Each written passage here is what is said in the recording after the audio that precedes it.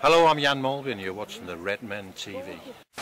Hello, that's the Redmen TV. It's the Uncensored match build-up show ahead of Liverpool's trip down to Stamford Bridge for the Capital One Cup semi-final second leg. Booyah. And we're even recording. Amazing. I'm joined by Chris Pajak, John Machin and Ben Mullane to discuss this game. Chris, biggest game of the season? Definitely the biggest game of the season. It's got to be, hasn't it? You know, Wembley's at stake at the end of it. It's down to one leg now. It's just going to be huge, and I think, you know, even though we do, I think we've got the upper hand going into this game. Psychologically, if nothing else. I mean, Dad, it's in some respects it's a bit sad that this has become our biggest game of the season. You know, we had so we had Champions League, Champions League games. We played against Real Madrid. We should be, you know, at the start of the season, we'd have been hoping for far bigger occasions. But as Chris says there, whether you love it or loathe it, it's a chance at the League Cup. It's a chance at a final and silverware. Yeah, well, if we get beat, we'll all be really, really disappointed. Yeah.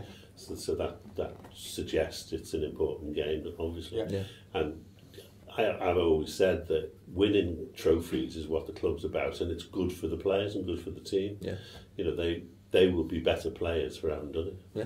Well, you know, Ben, we win it. We're in the final, we lose it. It's a Mickey Mouse Cup. It's win-win. Yeah, easy to say that, isn't it? Oh, flipping heck. Yeah, I think my stomach will be turning watching this one as well, thinking about the prospect of Gerrard having his farewell. But apart from that, the bigger picture is for Rodgers. For me, you know, to win silverware is key. For him to go to that level where he can really start to build a genuine career as a Liverpool manager. It is massive. But at the end of the day, the reality is Chelsea is still the favourites, and I think if we do lose, then I don't think the world will be just in shock, because we're probably expected to lose. You know, they've still got a phenomenal record, and the reality is, you know, we could play really, really well and still lose. So I think, you know, for me, like, the big thing for me is Mourinho as well, is that he said in his post-match interview that he was looking at the system and looking at the situation and thinking, they've got loads of spaces in behind us. And to me, I think he was trying to send a message to Rodgers, hoping that he was changing his system to counter that. But I think he's worried. I do genuinely think he's worried, because no team has made that many chances against him, their best team this season. And you throw Sturridge in for 15 minutes maybe as well, and you just never know, do you? Yeah, I think that's it. You know, they've got a good team. They've been playing some great football this season, but he tried to do what he would normally do. He tried to park the bus. Yeah, they made one or two changes. That was a very good team they put out at Anfield. And, you know, if we'd had better striking options available to us, it's easy to say, you know, we could have not just beaten them, we could have beaten them quite handsomely. Yeah, I think so. I mean, I don't care that he made the change, to be honest. I think he made the change because he was worried about us. I think, you know, if he wasn't worried about the way that we were playing football, Fabregas would have sat in there. But as it stands, I think he was worried about Coutinho and Sterling and Gerrard, and dropped Mikel in because he's a little bit more defensive minded. So, you know what, fair play. He's changed something. We've still done better than his changes. We've still created chances, and I think, you know, he might revert back to type and play his strongest side in their favoured positions, knowing that we're still going to make chances against them. Mm-hmm. So this time he wants them to get a few goals. Yeah, he's got their fans all riled up as well. He's played their best defence against us, and he put two defensive midfield players in front of them, and we still created chances. Yeah, you know, and as you were just alluding to, he's gone on record as saying how he wishes he had Liverpool supporters rather than Chelsea supporters, because they're rubbish. You know. But it's great, isn't it? Because I mean, in one part, it's a nice little tip of the hat to Liverpool fans, which I don't really fucking want off old shitcoat. But you know, compliments are compliments, isn't it? Don't look a gift horse in the mouth. But you read between the lines. He's the master of mind games, isn't he? And he's done that to get his fans behind them, because, you know, they should be, because they should be absolutely outraged that he's essentially saying that the best he's hoping for is them to be a quarter of as loud as Liverpool fans are at Anfield. They need to turn the volume up on their iPads, don't they? Or down. They were talking about pumping noise into the ground, weren't they? Yeah.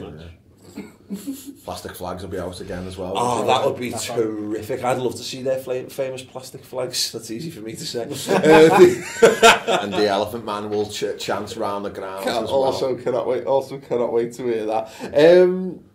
Ben, for you, can Liverpool match or even surpass the level that we were at in the first leg? I don't know whether we can surpass it, to be honest. I think that at our current level, our current developments, without Sturridge fully fit, that's as good as probably we could play. You know, reality is we would have won that game 9 out of 10 times in the past. Courtois was out of his skin, wasn't he? He was amazing. But I can't see Chelsea.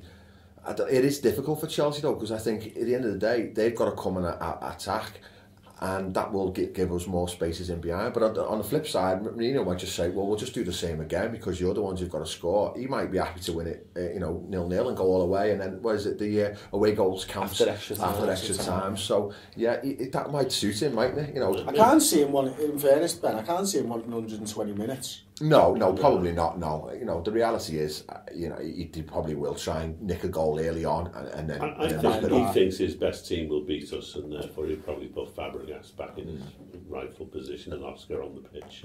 And our best chance in those circumstances is to just attack and hope that we can beat them 4-3. I don't think he fancies like a you punch, we punch sort of thing. No, but I think he thinks that he can get at our defence. Our defence has been a lot better recently, and I think he'll find it a lot tougher than he thinks. Yeah. But if he leaves gaps in his own defence, we've got the pace to worry the hell out of him. I think we need to be a little bit careful as Liverpool fans. Is obviously the very simple logic is, hey, look, if we play as well as we did, and I thought we played exceptionally well in the first leg. We can't forget that circumstances are going to be massively different. They've got, as you mentioned already, they've got a terrific home record. They will play differently. They will set up differently. I like us going into the game as underdogs. I don't want to go in with. I expect us to go and give them a bloody nose, but I'm quite happy for us to temper expectations and go with the flow of them being like, well, no, Chelsea are the champions elect and blah blah blah. After their cup defeat at the weekend, I mean, I've heard some people say, oh, that will affect them and they won't. Well, it's a different team that we're putting out, and they will just want to show that that was a blip anyway, and that they are as good a side as they've been saying all season. So, it's going to be a really tough game, but I mean, and we'll probably win it on penalties. We always do it the hard way. Mignolet, gloves off. Yeah. Do you reckon it's too soon for Sturridge then? No, definitely never too soon. If he's even got a slight bit of fitness in him, you can't say no. He'd be worth putting on a bench purely because of the potential of extra time. Yeah. Because if everyone's knackered after 90 minutes because it's going to be hell for leather game, then surely his poaching instincts for 10 minutes, 15 minutes is going to be. I'd rather have him on than Bellini or Lambert, put it that way. Yeah. Obviously the scenario might change if we've got we're playing very much on a break, Bellini, or if there's an early injury or something, and that might affect it. You won't put 3 on the bench, put it that way. I can't. So one of them will miss out. But I just think the temptation to put Sturridge on the bench is just too much. Yeah, I'm open with the stuff with Balotelli this week and talking about his attitude in training. That's a big opportunity for him, isn't it? Because we've wondered about why he said it, and what we kind of didn't say. Chelsea's on the horizon, massive game. Daniel Sturridge is coming back. There's talk about whether he'll be good partnering with him. He's basically thrown down as big a gauntlet as probably the last big gauntlet to Balotelli. There, prove to me this week in training that you deserve to be in that team against Chelsea. I can't see it happening. I agree with you. I can't see it happening. I think if he was going to be involved in some way, he'd have been in the squad at the weekend. Just gone, because he needs minutes on the pitch at the end of the day, doesn't he? And he needs to get his confidence up. He's one of those type of players. I'd rather throw Sturridge on with 15 to go than Balotelli. Yeah, I'm not sure how unfit Sturridge can be. I mean, I know there might be a worry. You put him back in too soon, he might break down again. But they've just spent 2 months or whatever it is trying to fix that problem. Yeah. And all that time he's been training. Yeah. It's not as if he's just been lying on a bed somewhere. Exactly. He's not a tub like Rooney, is he? He's naturally. he's naturally athletic, isn't he? You know, so he's going to be. I think he'll be quite fit. But as John said though before, adrenaline is a huge thing for your first game back as well. He'd be buzzing, won't he? And it's his former club, isn't it? It's former club, yeah. And how often does that happen if a player goes back? I'd love to see. You know, people talk a lot about this last 15 minutes and all this kind of stuff. Like, I'd be tempted to just throw him in from the start. The problem it leaves you with is you're right. You know, it's what happens when you have to take him off. Well, you're 3-0 up then, aren't you? After 15 minutes, and then you just pull him. Yeah. Sound. Yeah, the danger of putting him on for the last 15 minutes is it ends up 45 minutes plus penalty. Yeah, well, that's it. Yeah, but it's one of the, you know, you've got I think the shock factor of Daniel Sturridge starting, it could be a potentially game winning thing. Yeah, get your lead up and defend for your life, but. You know, as equally, what happens at 60 minutes when you have to take him off and you bring in Barini on? The thing is, it's an important game, but you've got the rest of the season to play for, haven't you, as well? So, as important as it is, Sturridge being involved in this game, I think it's more important that he's involved in a lot more games after this. Yeah. You look at examples though. Didn't he have no pre-season at all, and then he came straight in against Stoke, didn't he? Played the whole game and won us the game. Yeah, it's a good point. Did you get any hints of what the team might be from Melwood today? No, I had a little sneaky look, but no, I think they're keeping the cards close to the chest. Basically the same team as last time. Yeah, I think the only slight question mark is I can't see Gerrard not starting, to be honest. But the only option really for is Lallana instead, isn't it? But I think the rest of the team picks itself. Or if Sterling in. Or if he drops Sterling in, yeah. Everyone picks themselves at the moment. He's obviously left Mourinho and Markovic ready to come back in all guns blazing. You know, Skrtel comes straight back in, Lucas comes straight back in. So, you know, Henderson's a machine and he just plays every minute of every game. They don't even take him off the pitch. I know. He's still running around Anfield from Saturday. He has to wind down, doesn't he? I do wonder whether he might look at the back three and because Johnson's come back in fit, because he started out with him on the right of his three, he might be tempted to do that again. Could you do that to Emre Can? Well, exactly. Whether you played Can and centre, because he played really well there rather than Skrtel. Yeah, but maybe he's thinking, you know, if needs be, I need Johnson as a wing back to play as a 5 at the back. Yeah, that's when we're under the cosh. I think there's I can't see us changing that. I think we will revert to that I three think of Skrtel will play because Sacco and Skrtel will have Costa to take care of. Coutinho's an interesting one for me because he's consistently had issues of lasting 90 minutes, and all of a sudden he seems to have, where he's been getting bounced in the gym or what, but he's playing week in, week out 90 minutes now, and he played the full 90 again on Saturday. So, you know, whether he's thinking, he's no way that he won't start, but he might be thinking in his mind. It's a consideration. He's got an hour in the tank at full blast. Maybe. I think that defence thing, I think you're right. I think there's one thing to say, Johnson, Can and Sacco look good against Emil Eski and Adam Johnson.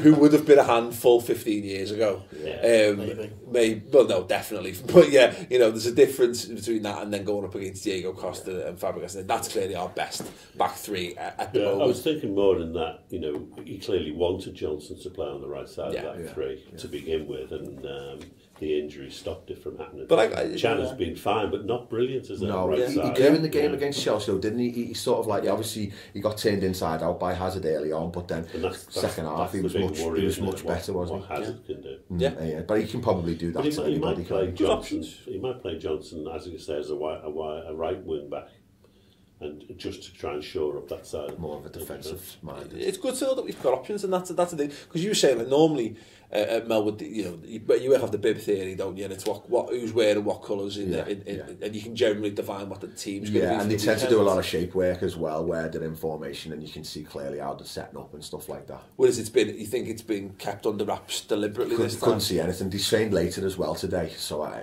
didn't see as much as what I would normally see, but they very much, they were a lot quieter, and it looks like I think he's probably everyone knows the team more or less, to be honest. I think it's there or thereabouts. Okay. When you go down there, do you ever see them working on any defensive stuff? Yes. It's funny actually, because all the kick-off and the moaning and the whinging about set pieces, nearly enough every time I go and watch them, they do at least 20 minutes, half an hour on set piece. Who takes those set pieces? Exactly who they do in the... So Gerrard crosses it, The first man clears it, and that's all they do. Yeah, well, basically, yeah, it's funny. Well, That's all the shit. those two, they work on quite a few attacking corners as well, like that one where, I don't know if I can't remember what game it was now, but it was banged in short to Coutinho, I think, come back out, and then it come back out, and Gerrard miskicked it, but he did that for a warm-up. Pascoe, I think he tends to do quite a lot of routines on them, but yeah. He's coming up with them like the like Mighty Ducks crazy kind of tactical approaches. Yeah. Okay. More Hendo spirit needed, Chris. Yes. That was one of the best things coming out of that game. Was all that John Henderson thug lifing Diego Costa. One of the best vines I've seen for ages. Brilliant. Hopefully the Vine and me will fucking stop now. Yeah. You'll probably just find yourself remixed into that. Yeah, that would be funny. But yeah, that's it. But the fact that it carried on down the tunnel with him as well, though, didn't it? You know, and fair play to him. You need to step up to these like fucking bullies like Costa. The good thing is, like, the Echo tried to sell it a bit more because they had a little interview with him, didn't he? And he basically said, "Oh, there was nothing. What are you talking about? There was nothing that kind of happened." But I like the fact, whether there was nothing that really happened in the tunnel or not is irrelevant. I like the fact that that's how it's come out. You know what I mean? Because Henderson needs that kick up, and he needs to be the one to step up, and he shouldn't be afraid of people like Diego Costa, unless he fears that like looking at him will age him. Which I'm not saying is not that, like he's Medusa or saying that they'll turn into stone. I don't know, but he shouldn't be afraid of anyone. Because the image going around football now clearly is that Costa is a bully. Everyone knows that he goes around punching people and threatening people.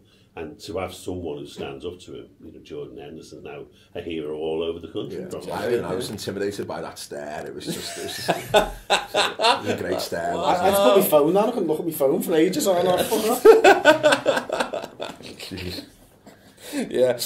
Okay. Yeah. So we do want to see more of that, and I'd be interested to see how Chelsea approach this game, and obviously how Liverpool approach it. Let us know your thoughts in the comments below. Do you think Mourinho will actually park the bus at home in this game, knowing full well that, you know, if they get to the end of extra time, then, you know, that's all they need, maybe nick a goal or whatever?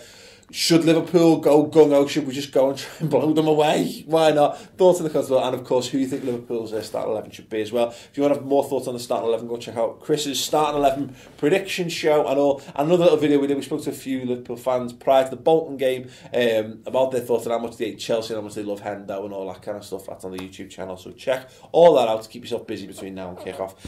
Score predictions, Ben? Oh, my word. It's got to be extra time, hasn't it? I'm going to go 1-1 again. Okay. Extra time, and then sky's the limit. 2-1. To us? In normal time, or? Oh, that's a bit of a push, isn't it? 2-1's all I'm saying. Oh, right, so. Chris? Oh man, this is. I want it to be 5-0 to Liverpool, but I just can't see it happening. So I'm going to go 5-4 on penalties after a 1-0 draw. Sounds perfect. Yeah, I'm just going to go with, I agree.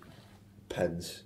Why not? We haven't had a good proper. I mean, we have had a very good penalty shootout for like 2 months. Yeah. It's about time Chelsea lost a big game at home, isn't it? Yeah, you know, exactly. I just feel like maybe this is just. Well, I said this before the first leg. It reminds me of like 2004, 2005, 2006, where I really feel like we owe them one. You know, we really need to beat them. I think that Mourinho particularly is going to be desperate for them to win the game, having been beaten at the weekend. Yeah. You know, to lose 2 at home, that's unthinkable. Yeah. And I think that might make them vulnerable. Yeah. And don't forget as well, we've said this already, Brendan Rodgers needs silverware, but Jose Mourinho is underneath a Russian oligarchical nutcase, you know, who needs days out to justify his expenditure, doesn't he? You know, and he'll need a piece of silverware just to placate Abramovich, so they'll be going for it, and hopefully we, you know, just have got a little side note as well. They've got City, haven't they, at the weekend, so I can't see them wanting to go 120 minutes. It's a fantastic point. You know, the reality is he's going to want to try and get it done and dusted. I reckon he's going to try and smash us in the first 30 minutes. And if we withstand that, then anything could happen. Fantastic. Great. Okay, well, let us know your thoughts and your score prediction, your starting 11 and all that kind of stuff in the comments below. And don't forget, full match analysis post-match is going to be on the redmentv.com, and the lads will be live here leading up to the game, leading up to 45 minutes.